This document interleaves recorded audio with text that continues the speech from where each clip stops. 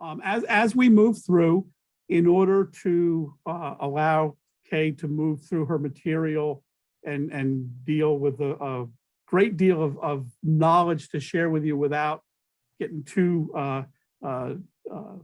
distracted or interrupted, we're going to ask you to put questions in the chat. And at the end, we'll answer a lot of those. And I'll try, if there's similar questions, we'll consolidate them into the same question. So you can put your questions in the chat, and I'll be looking at that as we go through. You also had in your registration confirmation handouts. And so if you didn't print those out, you may want to bring them up on your screen or have access to them to be able to take notes, and gives you some information of what Kay will be presenting this morning. And then just a reminder to remain muted, because you love the sounds of the voices around you, but when it's being recorded, it can be distracting to have too many voices occurring other than the speaker. Okay, Kay Kotan is the founder of You Unlimited, a coaching, consulting, and training company, and Impressions Unlimited, a mystery worshiper company. She's also the creator of The Greatest Expedition, a collaboration of more than 20 thought leaders providing resources and insights for a congregational journey to develop new ministry action plans to reach new people in your community. Kay has also launched Multipliers Movement, a gathering of kingdom multipliers for sharing, equipping, and encouraging. She's a Coach U, an advanced Coach U graduate, an accredited coach with the professional certified coach status with the International Coaching Federation, a certified Path 1 coach, and once served on the faculty at Coaching for Clergy. As a passionate layperson, she has a banking background and has been a business owner for more than 25 years. Kay has served as a church developer for conferences and worked with churches, pastors, conferences, and judicatory leaders across the country for more than a decade. But she's most proud to be the wife of Bob for 29 years and the mother of their adult son, Cameron. I mentioned that she was a church developer for conferences. I first heard Kay speak at Navigate 2019, which was something that the Susquehanna Conference put on for developing leaders, equipping leaders. And she had one of the keynote speeches at that event, one of which dealt with something that I don't know whether the book was in process that or not, but if you are aware of the Mission Possible Simple Structure for Missional Effectiveness books, Kay is a co-author of that and has been instrumental in moving that forward. Just a personal footnote, we're in the midst of moving through that and looking at going to the one board model in that book talks about here at Christ Church. And so it's something that's a wonderful addition, as well as a number of other things that she's written in the publicity materials, that list of books, or you can just Google her name and you'll get a whole list of things on Amazon that you can purchase. At that point, I'm going to turn it over to Kay and let her start, because we got a lot of stuff to cover. All right. Well, good morning, everyone. And thank you so much for the opportunity to be with you today. It is exciting to be with you on this 5-week journey.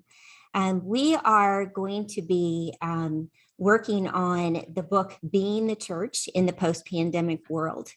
And quite unconventional, we're going to start at the back of the book with the Ultimate Relaunch Playbook. I know that that's probably not where most of you would start, but that's where we're going to start today. We have lots of content to cover, so you're probably going to feel like we're buzzing through this.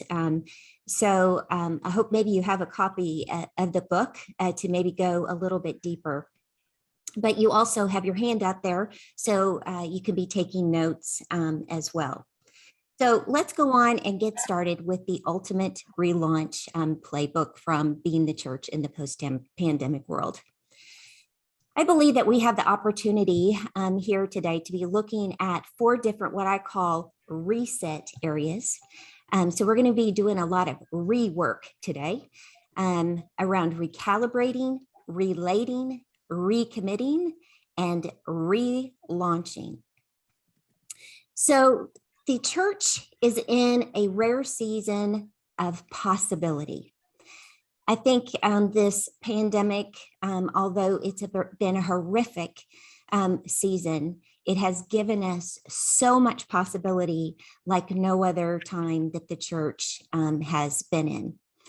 Now, is this playbook for the church as we enter into this, not post-pandemic, because we're not really quite there yet, are we? We are really entering into a world that's endemic, an endemic time. There are a few things, if any, that are now the same as they were pre-pandemic. If we can only go back to 2019, which some of us are craving to do, are we not? We have just encountered a historical event like no other. Everything has changed, has it not? Everything, including the church. Now, some of us have tried to convince ourselves that the church remains unaffected. But if we're doing that, we're probably in complete denial. The world has changed. The culture has changed.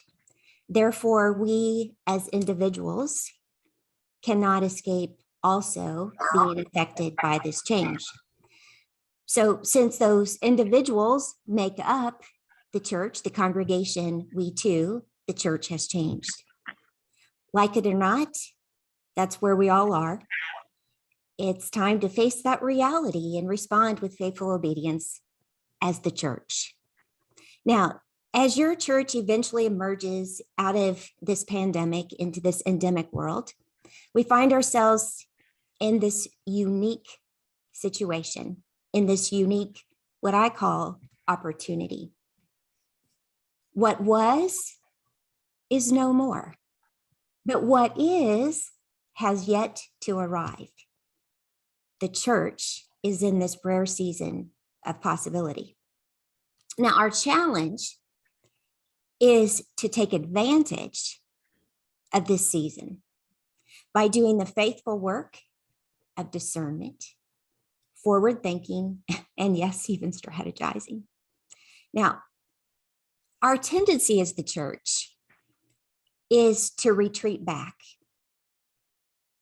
to what was comfortable, what was normal, what we've always done, because that is what feels the most natural, those traditions, those practices, because that's what church was to us. It was familiar. But we must instead resist that tendency to go back to Egypt and instead seize this opportunity. So friends, I'm inviting you over these next 5 weeks to be on a journey. This journey is one of discovery. It's a discovery of how God is uniquely calling your church into this post-pandemic, endemic world. It is a time and a place that I'm asking, that God is asking for you to be open, curious, bold, maybe willing to discover being the church in a new way in this new emerging day. So I just ask you to engage in these hard conversations, maybe even these hard topics that we're going to be talking about over the next 5 weeks. And what can you come away with to have conversations back in your church with your leadership teams that might be able to result in your church thinking about pivots and shifts that could result in revitalization and maybe even a renewed missional focus, that mission of making disciples. So let us be reminded that the church can't ignore this holy disruption. And I say that with intention. It was not an interruption, because an interruption is when we just hit pause and we resume what we were already doing. But a disruption means everything was erased and anything new is possible. We're starting over. Because if we ignore this holy disruption, we risk becoming perhaps even more culturally irrelevant as the church. The pandemic catapulted technology integration and adoption into the future by a decade or more. And the church cannot afford to ignore or refuse to embrace that technology. You see, if we only responded to adapting to what we had to, then we were only partway there. Because if we did what we had to do by adapting, that means that we did so on an involuntary basis. Adapting is involuntary. But innovation, friends, is voluntary. Innovation is when we're going after something because we see the possibility. Adapting is when we have to respond to something because we have no other choice. So are we innovating or just adapting? Crisis doesn't create failure. It accelerates it. Crisis doesn't create momentum. It accelerates the momentum that is already present.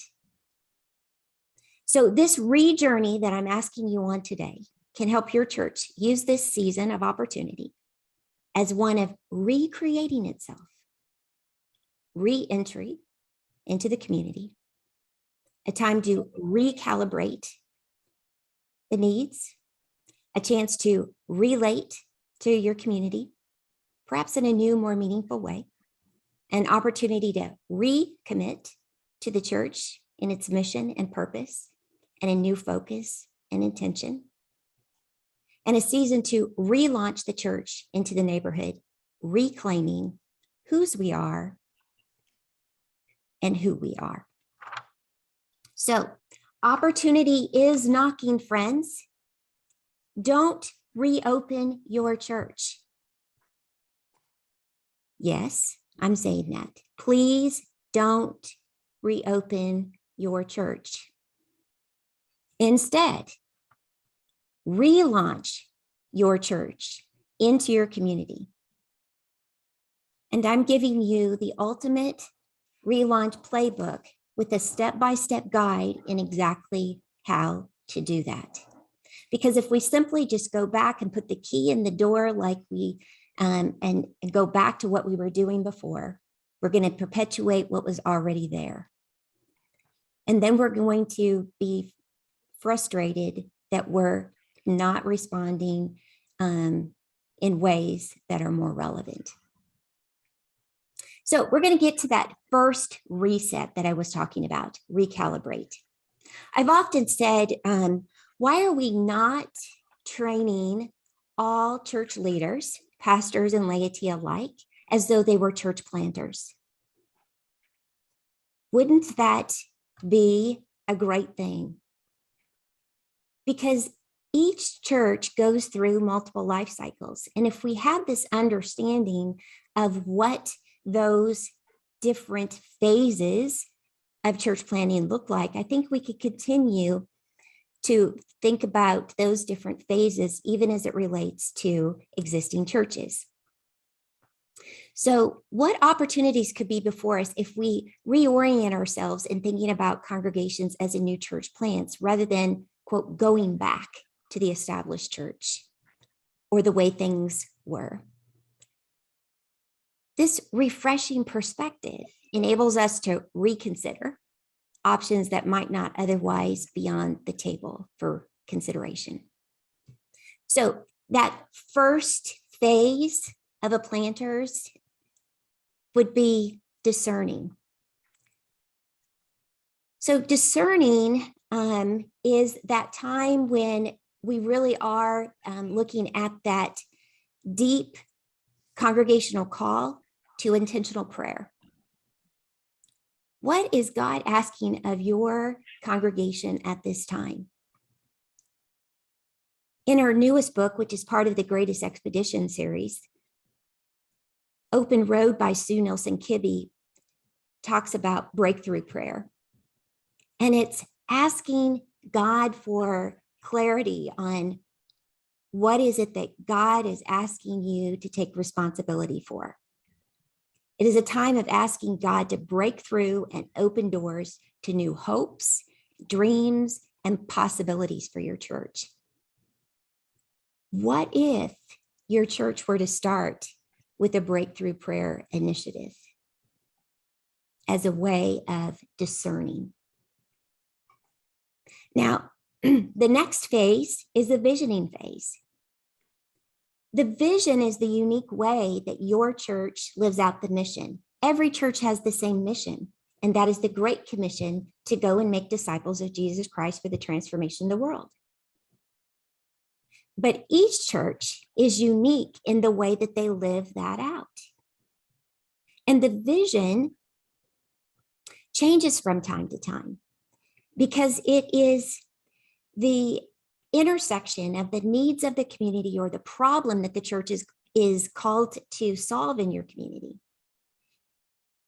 And it is also the intersection of the passions of the leaders of the church and the gifts of the congregation. So the problem or the need of the community, passions of the leaders, gifts of the congregation. The intersection of those three things is where the vision is birthed, the unique way, God's preferred future of your church.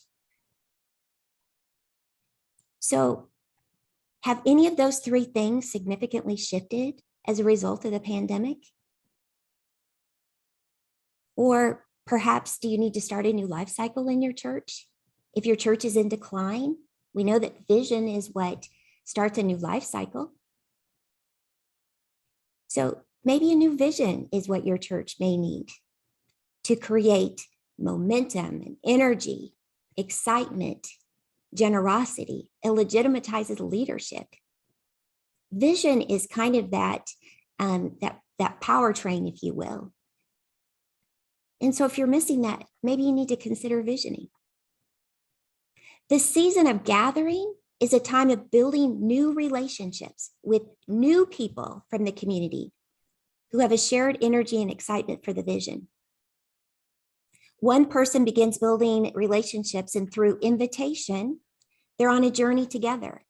Those who were invited begin inviting others. And you can see where it builds momentum and excitement. And then there's a whole team of networkers inviting new people. When's the last time that's happened in your church? And from gathering, they go into discipling. Those gathered disciple one another in maturing in their faith. They hold one another accountable for their ongoing discipleship journey and urge each other in their continued growth and becoming disciple-making disciples. Disciple-making disciples. And then we get to the worshiping piece. The worshiping phase.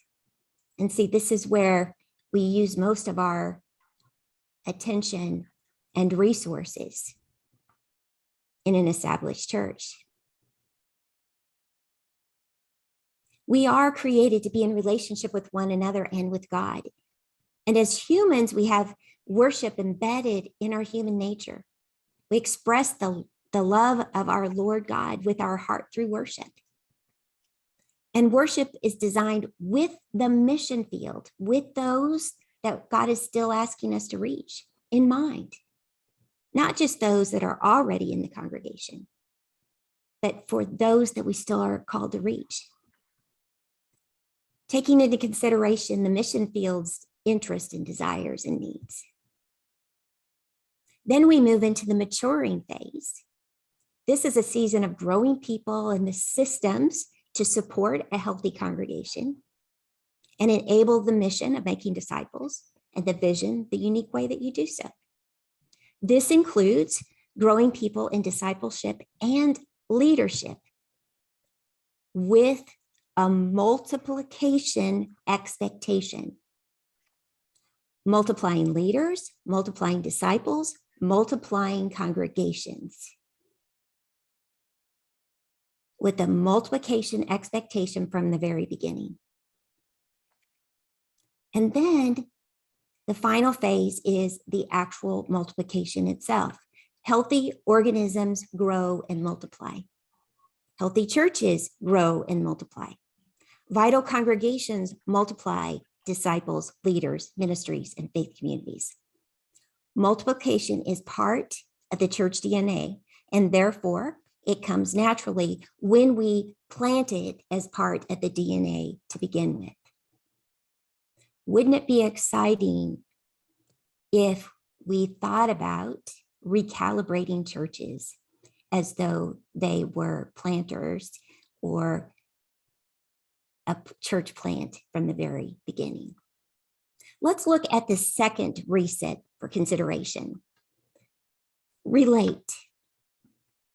Now, there are 4 different areas that I want to look at as we think about relating in a different way. The church is in the relationship, quote, business. The level of engagement by any person in the life and ministry of a congregation is largely determined by the level of relational connections that they experience. Let me say that again. The level of engagement by any person in the life and ministry of a congregation is largely determined by the level of relational connections they experience. So in other words, if they are only connected into worship, it is much easier for them to float away than it is if they are relationally connected in worship and relationally connected in a discipling group. Or if they are relationally connected in a discipleship group and a service group. The more roots they have connected to different people, different ministries in the life of the congregation, the more grounded they are and the more likely they are to stay rooted and grounded. David Kinnaman, the president of Barna Group, suggested in a talk that I heard him say when he was talking about the number of people that are not returning to church. There's a movie, They're Not That Into You. He used that same line, talking about people not returning to church. Well, they just weren't that into us to begin with. And so when they got out of the habit, obviously they just weren't that into us. And I think it's because of the very thing we were just talking about. They weren't deeply rooted. It was part of maybe their Sunday morning routine, but they didn't have all of those deep relational connections. So it's through these relationships, more people are introduced to Christ and become disciples. And mature disciples become disciple makers. And the cycle continues. So as we consider options to reset relationships, we need to be reminded that the whole purpose for the church is to become a sending station. Sending, not staying. We were never meant to be staying people on pews. But a sending station of people to go. It didn't say to stay and make disciples, but it said to go and make disciples and train others in the way of Christ. If we get stuck in caring for the people that are already gathered, we often forget about the newly gathered or the yet to be gathered. Most new relationships start with an expression of hospitality. So think about your fondest memory with newly formed relationships. Think about a friend and how you first met. My guess is it was likely grounded in some initial offering of some hospitality. Think about it. A phone call, a note, an invitation, a special dinner, a shared experience, an adventure of some sort. In American culture, we have all come to expect some sort of general baseline kind of hospitality. But in Bishop Snazy's book, The 5 Practices of Fruitful Congregation, he talks about extravagant hospitality that goes above and beyond expectations, exceeds expectations. People remember it. It's genuine. It's authentic. It's not about, we want you here so that we have another butt in the pew, buck in the plate, and somebody else to take care of our building. No, it's because we genuinely want to introduce you to Christ, and we want to have a relationship with you. I often find churches believe they are offering the best of hospitality, yet we are likely only meeting people's expectations. It is not an offering of extravagant or radical hospitality. It is not necessarily memorable or causes a new person to take notice or feel as though they were noticed or a guest of honor. Think back to some of your restaurant experiences. What are some of those extravagant or radical or over-the-top experiences that you've had? You know, those things that you can't help but tell your friends about? How would that translate to the church? And I'm not only talking about the Sunday morning experience. I'm talking about any time anyone experiences the church. How would that play out in the life of the church? That people would walk away feeling like it was an over-the-top kind of experience, that they were noticed, that they were a guest of honor. Extravagant hospitality. So, hospitality is expected, but extravagant hospitality is noticed, and people feel special. And extravagant hospitality is what the church as a whole and as individually as disciples of Christ should be modeling as an act of loving thy neighbor as thyself, and as a first step in building new relationships. Now, we have 3 different types of relationships. The already gathered, of course, are those that are already part of the congregation. Now, we need to make sure that we're doing a great job of re-engaging folks that maybe haven't come back. But did we show them love and that they were missed all along? And I know we have to be careful, but sometimes we let people go out the back door and we didn't let them know that they were missed. Are we being intentional with phone calls and cards and notes to let people know that we truly are missing them? We've noticed that they're gone. Do we have opportunities for them to re-engage and relate? Again, prayer, congregational care. Are we able to make generosity easy for those that are remote? How are we discipling people from home? For those already gathered, we need to pay attention to reconnection, prayer, congregational care, giving options, intentional and expected discipleship. Now, I hope that you've had newly gathered people as a result of maybe some intentional online evangelism and worship opportunities that are new.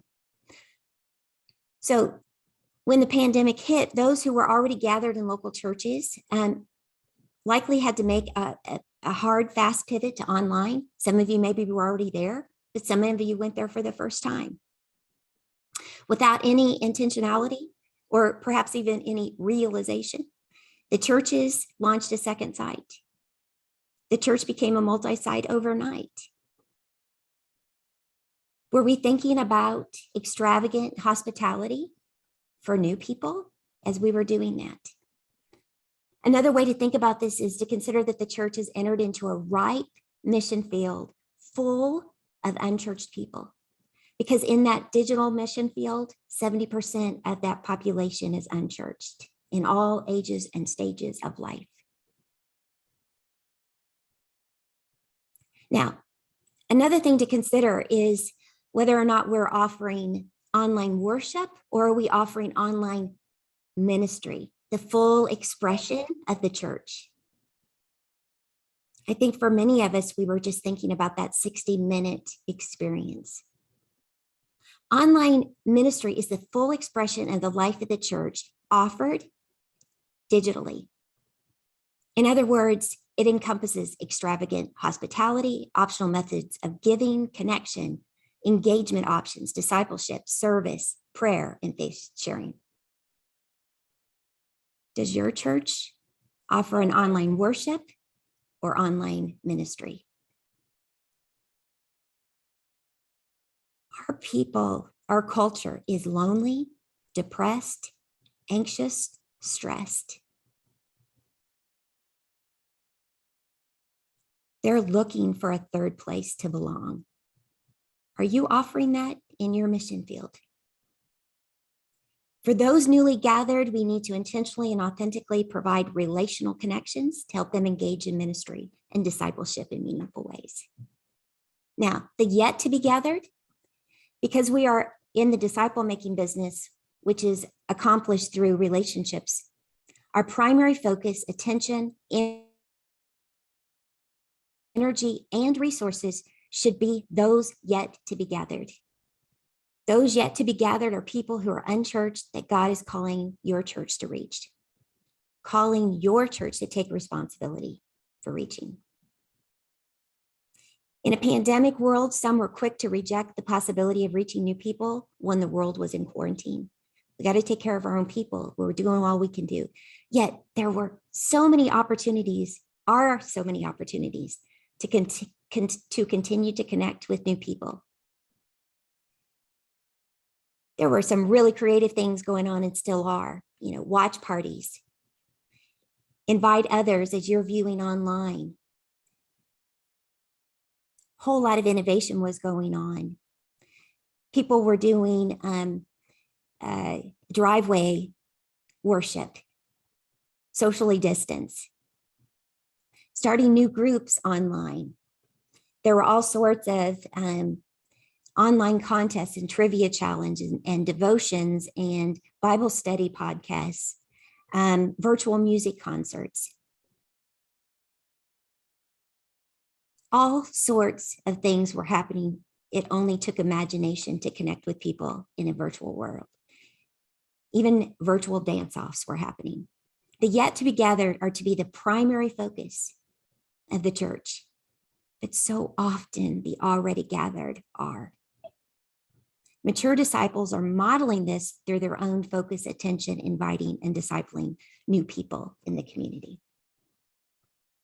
Let's look at our third area of reset. Recommit. So here is how I would describe our recommitment. It's a fresh understanding, devotion, and obligation to the mission field to build authentic relationships, meeting the needs of our mission field, and introducing new people to Jesus. It's kind of a name it, claim it, take responsibility to reach him. Name it, claim it, and take responsibility to reach new people.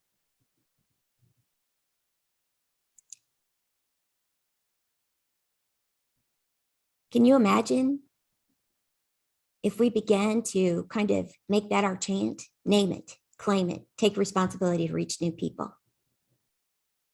It places focus, but it also places faces on neighbors and helps us understand who they are and how we can best come alongside.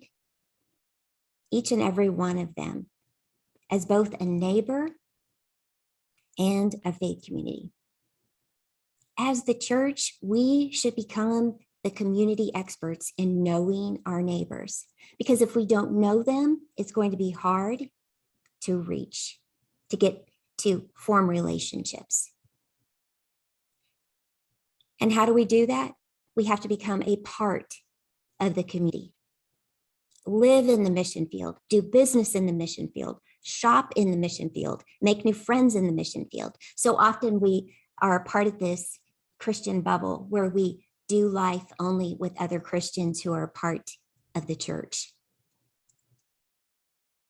How many new friends are we making that are unchurched so that we understand unchurched folks? What are they thinking? What keeps them up at night? What are they worried about? What are they going through? What are their joys? What is their typical day? Create a strategic plan to recommit to the mission field. Evaluate, how are we doing? How many people are coming to know Christ as a result of your ministries? If that is your true purpose, how are you doing at being effective in reaching new people? Because friends, without a strategic plan, we will not likely create nor implement the desired or intended relaunch. Instead, we will be reminded of how we have retracted once again into our building and ignored the community. Not necessarily intentionally, but we just went back to Egypt. We just wanted to get back to where it was comfortable. And as a result, there will be no pilot, no crew, no jet fuel or flight plan for a relaunch. Instead, we'll have likely encountered a fizzled out dead of a bottle rocket that will never take flight. We will never relaunch our ministry. We'll simply go back to what we were doing before.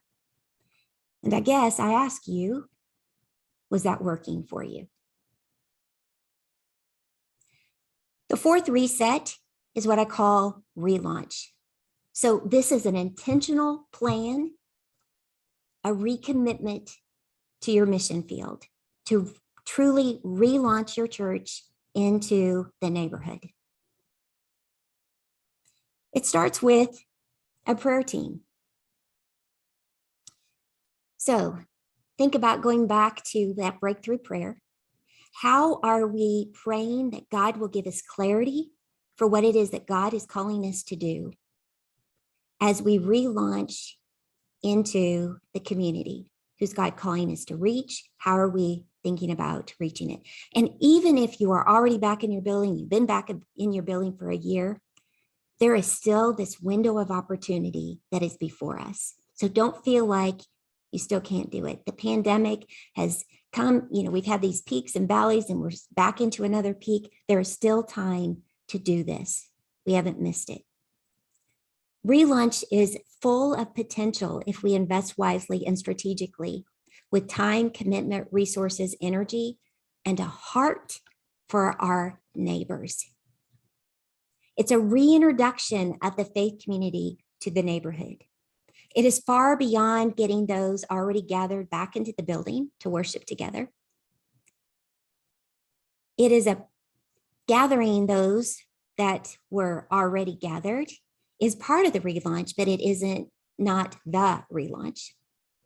If we think of the relaunch as only getting back to the way things should be, we have completely missed the point and the opportunity and that fleeting moment that will likely never come again. So too often we relaunch prematurely without a relaunch strategy or plan. It was just always getting back to the building. But I want you to think bigger. I want you to think more possibility. I want you to think God-sized dream, God-sized relaunch. It is better to postpone a relaunch and do it well than to rush a relaunch and do it poorly due to internal pressure from the already gathered. This is a faith community's once in a lifetime chance to refresh, renew, revive, reform, redesign, reclaim, reconnect, reshape, refocus, revision, and ultimately rejoice in how God can use us in new ways in this new day to reach a new people. So what is your launch plan? What will your launch plan be to do something new? I think it needs to be a part of remembrance. We've lost a lot in the last 2 years, and that needs to be a part of the relaunch plan. Some churches have done things like do sidewalk chalk for the community, not just the church, but the community to come and write things that have been lost. Or it's a big banner that they invite people to come and do with spray paint or big markers. And whether you burn the banner in a community bonfire, or you have the fire department come and they wash the sidewalks and they wash the despair away. And we have a new season of hope before us. What kind of community launch event are you going to have? What's already going on in the community that you can be a part of? Or what needs to be done in the community? What was maybe neglected during the pandemic? Maybe the parks were neglected during the pandemic, and you can revitalize the park and you can get the whole community involved in a revitalization of the park. And that could be a community launch event as part of the relaunch of the faith community. What does hospitality look like? Are you being intentional in inviting? And so often in the life of the church, we do things that we give everybody a job to do in an event. And therefore, the very people that are attending are ignored. So who are the people that have the gift of hospitality, that it is their, quote, job to welcome people, to have conversations with people, to invest relationally with people? How are you collecting names? And what's your follow-up strategy? And not to invite them to something else with an expectation for them to do, but how are you going to invest relationally with them? Follow-up notes of kindness. Checking in on people. Could I buy you a cup of coffee? What could you do that would help the people of your community recover, renew? You see, we would have to be having conversations in the community to find out what their needs are so that we would know what those next steps are that would be of value to them. And we would have to have a communication strategy.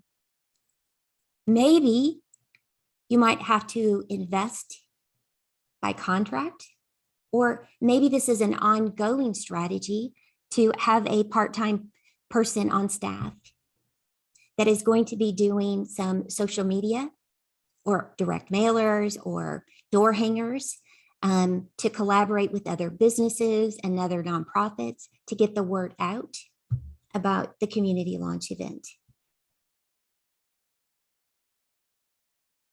And then you might have to rethink how to reallocate resources. Think about how much of your budget is allocated for the 1 hour experience on Sunday. And then how much of your resources is for your online experience and for the yet to be gathered. And what may need to shift? What may need to shift in budget? What may need to shift in staffing? What ministries need to be retired? Too often we went right back to the ministries that we were already doing when they probably had already outlived their shelf life. We had the opportunity to not restart them, but because they had such tradition, we restarted them even though they were no longer effective.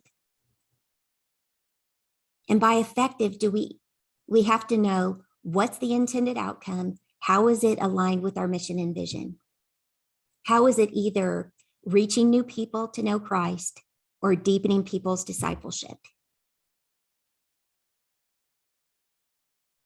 how much are we spending in resources? And not only dollars, friends, but time and energy. It's one of our most precious resources. We are burning people out. And it's because we're trying to do too many ministries that aren't effective, and people are frustrated. We are better off doing fewer ministries more effectively, where people are seeing fruitfulness as a result. Now's our time to really be looking at what are effective ministries and what are not, and to stop some things. And every time we start something, maybe we need to be committed to stopping something. Do fewer ministries, go deeper relationally, and you will see a much better fruitfulness return, more people coming to know Christ. Each one of these resets in your book will have questions for your relaunch team to actually process through and to help you make your plan. This is not meant for the pastor to do alone or one person to do alone. But the relaunch plan, the ultimate relaunch playbook, has questions to help guide you through this process. It's going to take some time and commitment to actually do it. So each section has reflection, reveal, and reshape questions for a team to process through. The whole resource is meant to be used by a team. So please don't go at this alone. It's not meant to do that. It was meant to help you reprioritize the not yet gathered. The replay book was intended to help you take the best advantage of this opportunity that the pandemic has provided. So my prayer is that this replay book will be used by your local church, and through the guidance of the Holy Spirit, your church will relaunch with a renewed spirit, reinvigorated energy, and a recommitment to be in the church that God is calling you to be, become, and do. So, Lloyd, do we have some questions? Yes, we do. And let me scroll back up. The first one from Rick Reimert: how do we align the call to be in the community when we increasingly have moved towards centralization of facilities for economic reasons, not only in terms of local church leadership, but even conference level leadership? So we have become more centralized in the building. Is that what he said? Well, in local churches, but even in conference level, I think what he's referring to is we went from 6 districts to 4, moved the district offices to the conference center.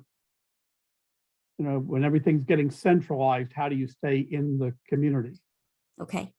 I believe regardless of the structure, which is what I think he's referring to there, the local church is the ultimate best place and where it's intended for us to be making disciples.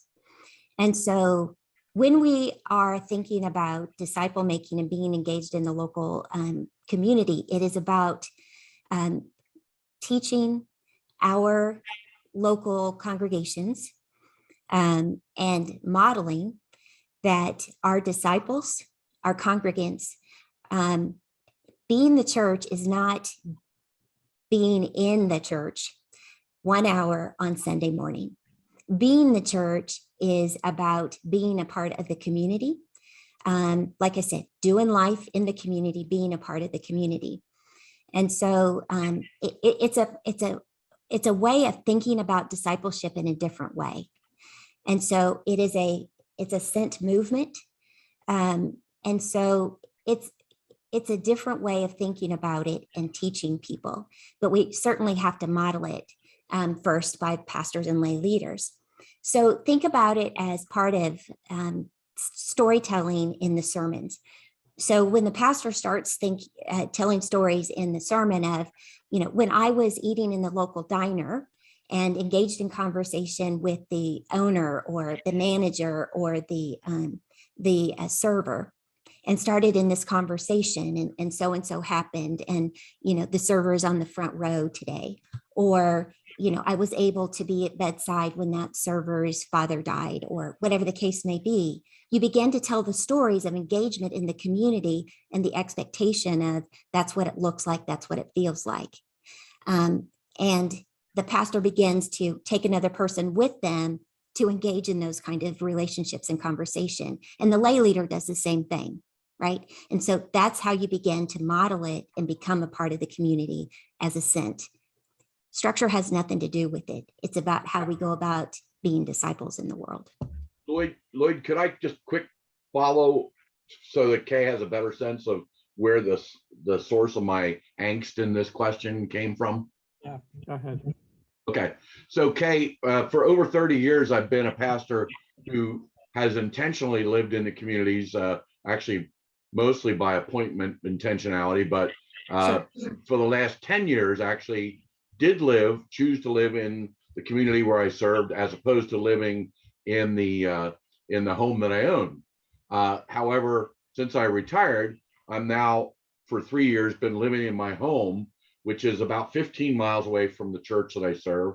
And I get into that community multiple times a week and do have some interactions in the community. But I can tell you that it's different than when I lived in that community. Yep. And I guess where I'm struggling is that, frankly, the conferences, for example, recommending this book study and your message about, look, when I see the conference continually moving towards, let's centralize, let's not be in the community. And that's where my angst is in this. And how do we align? It sounds like we're sending one message by saying, hey, this is a really good book, really good message, ideas in it that you should be carrying out. And yet practice seems to be exact opposite. And I'm just asking the question. I can't speak for your conference, I guess I should say, Rick. Right. The other thing I would say, Rick, too, is how have we then taught our local disciples that it isn't only the pastor's job to be doing what we've talked about, but the local folks to be practicing just as much, right? It isn't only the pastor that's to be doing that work. Okay, Maria Kohler wrote, to begin the process, leadership needs to be interested, then inspired. I'm at a loss how to ignite that spark. Very true. So the question is, who are 2 or 3 people that you might be able to gather and just begin to read together and begin to answer questions and see who might have that spark and see if you can start conversations there. It usually starts with a small group, and then can you fan those flames that could turn into something else? It usually starts at the fringes, not at the nucleus, is what I find. Another comment, which I guess can be a question, Eric Respa wrote, our issue is as simple as the fact that 80% of our members are very hesitant to drive at night. So how would you fit that into what you've been presenting? This doesn't have to be done at night. It can be done during the day. Okay. That's all I have as questions, unless somebody wants to quickly type something else in.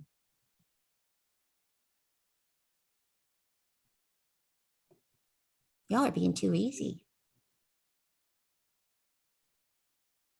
Okay, how would you see this being worked through by vocational pastors?